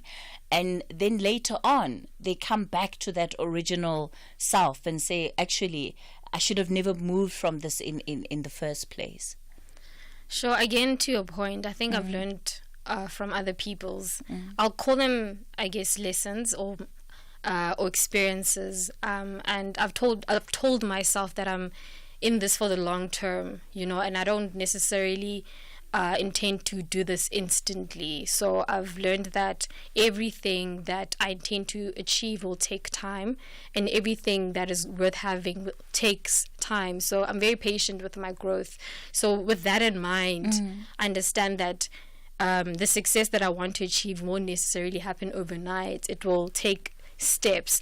So I'm not, again, you know, necessarily influenced by all of that. So it's okay if it takes a bit of time, or it requires a bit of patience from my side. And if people don't necessarily understand you, then those are not your people. Your people will find you eventually. Jeff, you're calling us from Ventersdorp. Good morning. Good morning, Cathy, and good morning, Kwena. Morning. Just to add on what you have just answered, the question from Cathy. I see that you are a versatile musician. That's all I can say from the answer that you just gave to Cathy. And my question is that how do you approach songwriting? And the second one will be, what do you hope listeners take away your music? You are so incredible, So what do you hope listeners take away from her music, or just? Yes. Oh, okay, from her music. Okay. Yeah. All right. Okay, Gwena. I didn't know that idea. Sure. Sorry. Okay, Jeff. Thanks for that question. Thank you for the compliment. And well, my approach to songwriting, I literally just, sit at the piano and I let the songs come and I write from that perspective. I don't have a formula. The melodies just come to me. And then my intention with music and my hope with music is just to spread a message. And with every song, there's always a message that I'd like to share. And it's very either intentional or a message of hope, love, and encouragement. What do you think are some of the challenges that young artists like yourself are facing today, especially breaking into the industry? Sure, I think there's so many. And I think a lot of it is naivety as to the challenges that you will face in the music industry. There are many people who will try to either take advantage of you because of either your lack of knowledge of what you're doing or your industry knowledge. There's also the element of not having enough resources. So having that foundational investment in what you want to create, whether it's the music, the album, the single, that's also important. So there's many factors that influence whether you're going to be successful or not in the industry. There are multiple challenges. I mean, we could have a conversation, and so how do you deal with that? How do you circumvent that? Because the challenges are there, and you still have to find a way of getting your music out. You still have to find a way of making a living of music. Sure, I go to YouTube University. I speak to lots of people. I literally study everything, and from all avenues. It's not necessarily formal education. And also in terms of the resources, I take whatever funds that I have available and I invest it back into myself. So that's how I fund my career as well. Tell us about Nako, because I see a lot of your songs, all of them, Nako, Kifilwe. I'm getting a strong sense of that Pretoria vibe coming in, very true to who you are, the essence of who you are as an artist. No, definitely a Pretoria kid. Shout out to 012. There's definitely influences from my background. I am a Pedi kid. Definitely that influences my music. So I do write in Sepedi, and there's definitely English in the music, as you've heard. So I do want to preserve our native languages in my music, and that's the intention of writing in some of our native languages. Tell us about Nako. Nako speaks about the journey and what I've just highlighted now, being patient with yourself, being patient with the journey that you're on, that understanding that all good things will take time.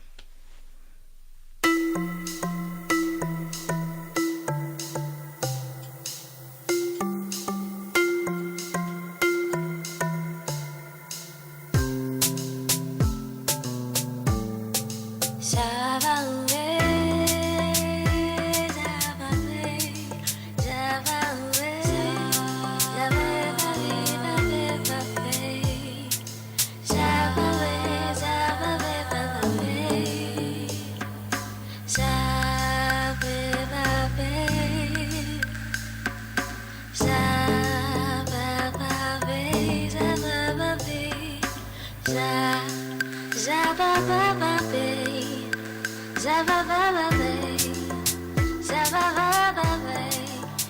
takes time. It takes time. It takes time. Be patient with you. It takes time. Be gentle with you. It takes time. Don't give up. It takes time. It will be right. It takes time. It's all for a reason. It takes time. Each season has a reason. Nago etla, nago etla, nago etla. Uska fela below. Nago etla, don't give up. Nago etla, nago etla. Uska fela below. Be gentle with you. Nago etla, nago etla. Uska fela below. Nago etla, etla, etla. It's all for fela below. Nago etla, it's all for etla, etla. Uska fela below. It takes time. It takes time. It takes time. It takes time. Nago etla, nago etla, nago etla. Uska fela below. Nago etla, nago etla, nago etla. Uska fela below. Nago etla. Indeed, nako ietla, uskafela pelo. The time is coming. Don't lose hope. Becky wants to know, he says, your guest now, wow, Cathy, she's young and vibrant. How old is she? Becky wants to know how old you are. I am 30. You're 30? Yes. She looks 25, Becky. At best. At worst, she could pass off as a 22-year-old. She could definitely pass off as a 22-year-old. Thomas, you're in Newcastle. Good morning. You know, I'm hardly able to contain myself because Kwena is an example of a person who is educated but is a person. In that she hasn't lost where she comes from. She says her parents. She says her faith. But the thing that she's doing, she's an accountant. That's finance. What business does she have with music? None, except that she is alive and she's doing whatever she wants to do as much as she's gifted. So I want to say, Kwena, maybe you must put in your bag of tricks also a motivational part of it where you're telling people that are so-called educated not to be stuck in their qualification because that's not who they are. But they are people. Use the education to do what you want to do. Thomas, thank you so much for that encouragement. Do you get that? Thank you very much. Thank you, Thomas. Do you get that a lot, Kwena, where people look at your journey and they think, well, that's brave. I wish I could do that, but for whatever reason, I feel like I can't. I'm stuck maybe in accounting. I'm stuck in medicine. And yet I feel like there's something else I could be doing with my life. Yeah, I think, I definitely do get that a lot. I think a lot of us do experience fear in some way, you know. And I always say that it's not like I don't feel fear or I don't feel nervous, but I found that the more I do things, the more I put myself out there, the less I guess, what's the word? The more brave I become to do things. You know, it's like a muscle. You need to exercise it. The more you exercise it, the stronger you become, you know. And so feel the fear and do it anyway. And no one's going to show up for you to do it. Like, only you can do it. You know what I mean? So, yeah. Do you still keep in touch with some of your schoolmates, your varsity mates from accounting school? Yeah, I mean, most people think like, and then this one, why?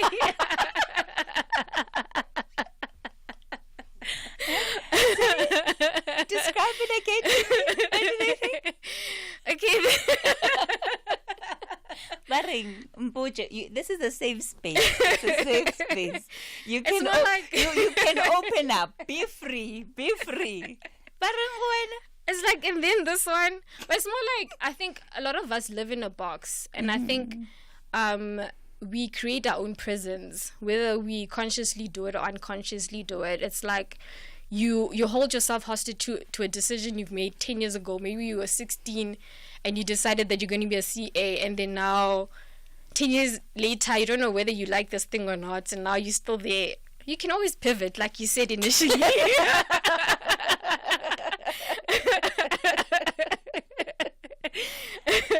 Anonymous, you're in Mpumalanga. Are you doing any pivoting, Anonymous? Are you inspired by Etzkwena to do some pivoting? I lack words to just wow Kwena.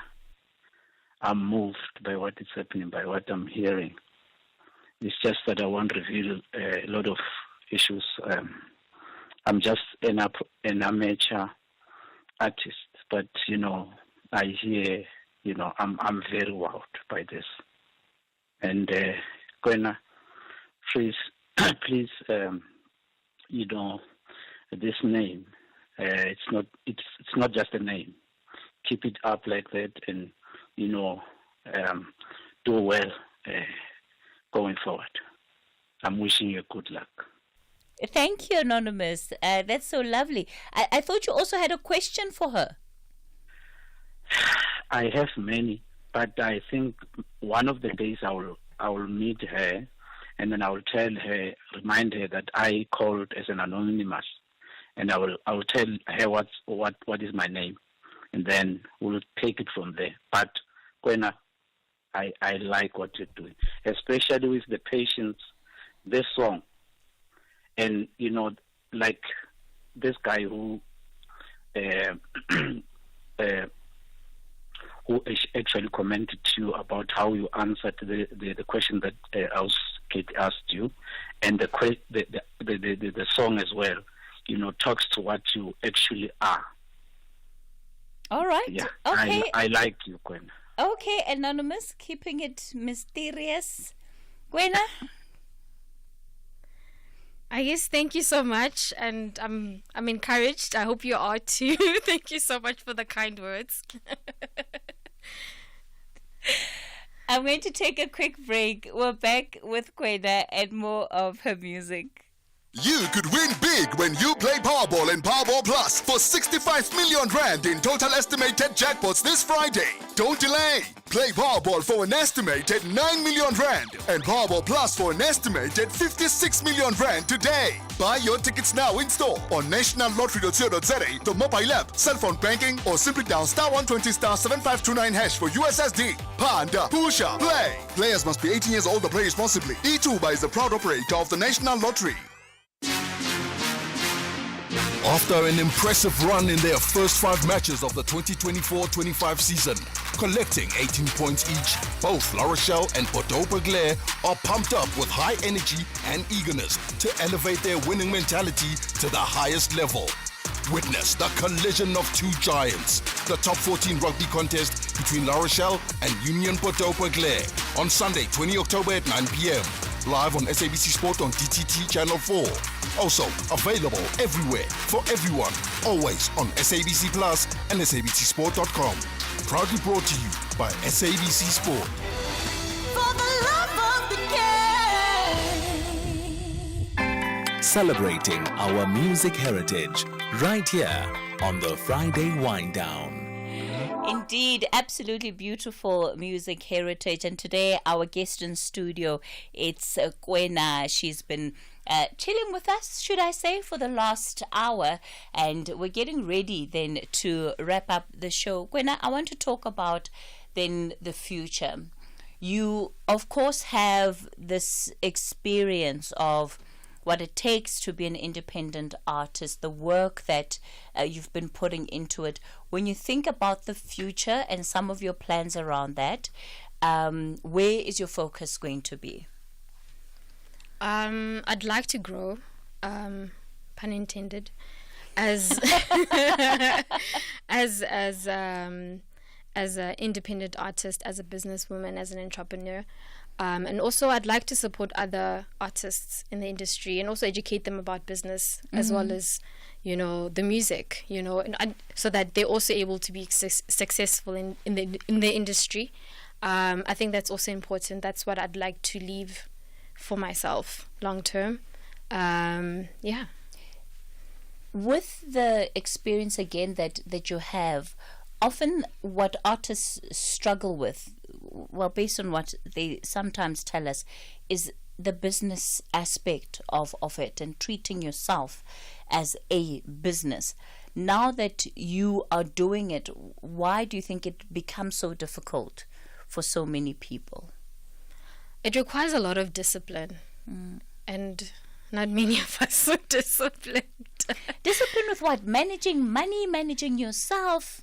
It's the money, it's yourself, it's the people. Because once you become a business entity, it's not just about yourself. I have to be thinking about the team that I'm working with. I don't just rock up to a show and I have a mic or an instrument. I have to think about staging. I have to think about how many people are going to be there. I have to think about the sound. I have to think about the entire production.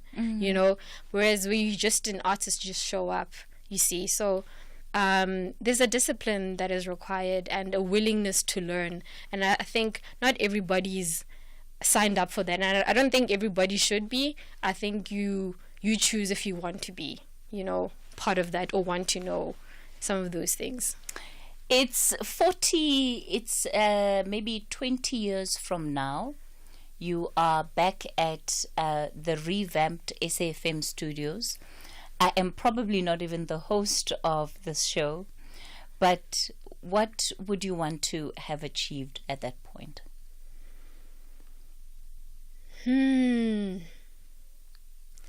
Sure, that's a difficult question. I don't necessarily know what that would look like tangibly, but I think ultimately it's to fulfill the highest expression of myself. So to fulfill the highest, I guess, depth of my creativity in whatever form it will look like. It's not just going to be music, I can tell you that. There are other areas that I am exploring, so yeah. Well, Gwena, whatever it is, I'm sure you will excel at it. As you can tell, not much she can't do. It's been such a pleasure being in conversation with you. When they say still waters run deep, Gwen, I think, is a very clear expression of that. The level of depth that you have brought to the conversation, I certainly have appreciated. Okay, so where can people get in touch with you? Is there anything else that you want to tell our audience about before we wrap up the show? Firstly, thank you for having me, and you can just stay in touch with me on the socials. It's Gwena on all my social media platforms, Instagram, YouTube, TikTok, all of them. Yeah. Wonderful. It's Gwena. That is the name of our Friday Wind Down artist. Gwena, we wish you all of the best. Thank you so much for your time on this Friday morning, now soon becoming afternoon. That's also where we leave it on the talking point for this week. The show back with you again tomorrow or next week. I'm definitely not working on a Saturday. Next week, Monday, between 9 and midday. Look at my producers now looking stressed because I said the show will be here and I won't be here. I said in 20 years' time. 20 years' time, Kanya. 20 years. Have a lovely afternoon.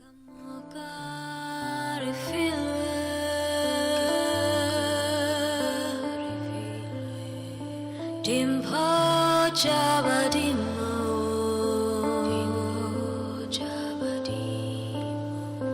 Hake Sipilikiliti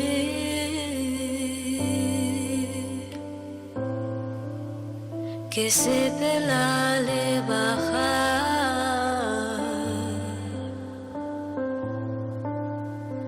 Khaki sepele kelete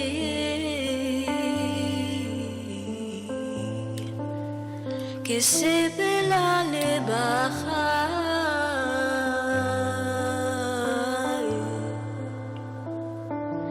ona ke feel ona ke feel ona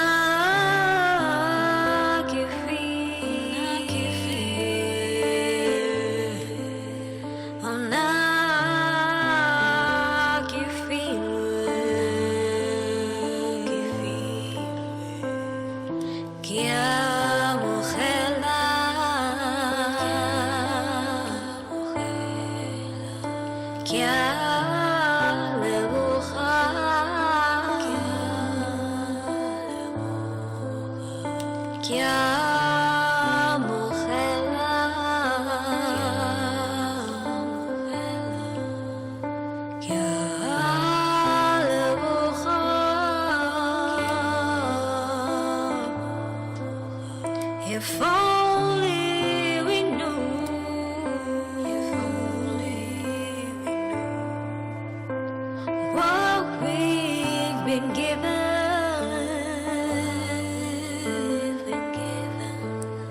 if only we knew, if only we knew how gifted we are, how gifted we are. If only we knew, if only we knew what we've been given, what we've been given. If only we knew, if only we knew how gifted we are, how gifted we are, being open to receive all that we are, all that we are. Oh, not give feeling.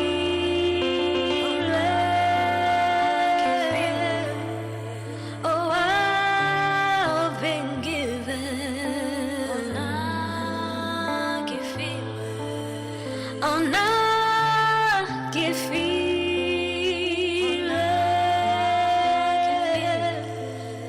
Oh, I've been given. Not give feeling.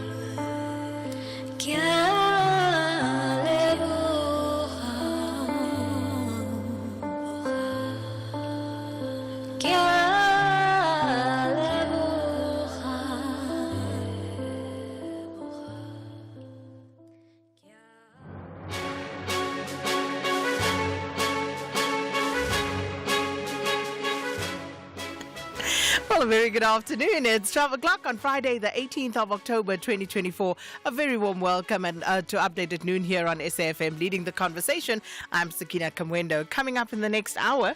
Within those 3 coming days, we are going to oppose their bail application as we have a strong case against the 3 accused persons. The bail application of a 43-year-old police officer who allegedly killed 6 people for insurance claims has been postponed until the 30th of this month. 2 more suspects have been arrested after they were found to be in possession of these rifles. The pair was arrested in Flagstaff in the Eastern Cape. The high-caliber firearms have been taken in for ballistics testing. And 2 more suspects have been arrested in connection with the Lusikisiki mass murders. Coming up in sport. Another Women's World Cup T20 final, and Proteas are in it, and plenty rugby to look forward to this weekend. And we look forward to the facts, not John telling me that I'm related to a chicken. But that, of course, is still to come later in the show. Please share your views with us. 41391. It's charged at R1.50 per SMS. You can also write to us via X, our handle at SABC News_radio, or send us a WhatsApp voice note on 0826923909. Well, these and more stories coming up on this Friday edition of Updated Noon. First, though, is the latest news with Cathy Mohlahlana.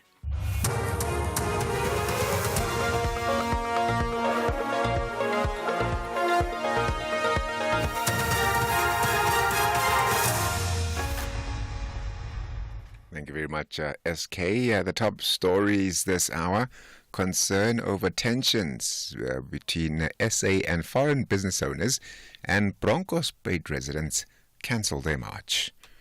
A very good afternoon.